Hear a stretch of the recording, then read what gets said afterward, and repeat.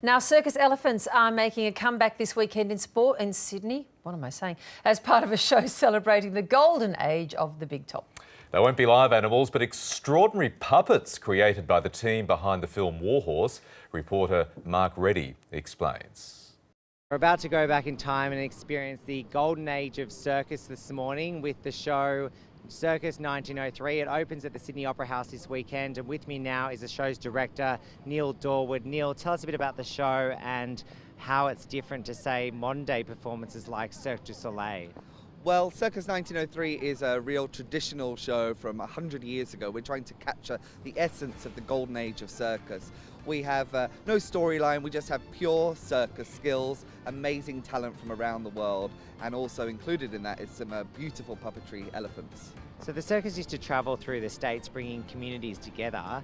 How, I guess, is it a bit different than today?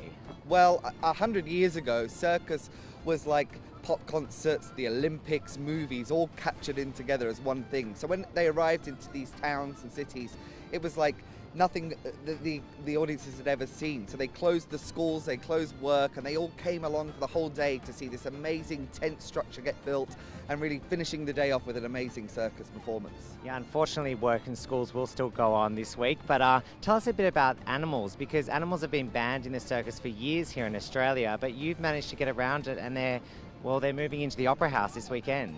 Yes, animals were the hugest part of the circus back in the day. So what we've tried to do is bring that back in with the emotion and the feeling of having the animals in the circus. We have the creators from Warhorse. Their team have made this beautiful mother elephant, which takes 3 puppeteers on stilts. And then we also have a baby elephant, which is little Karanga, Peanut, and he's controlled by 1 puppeteer.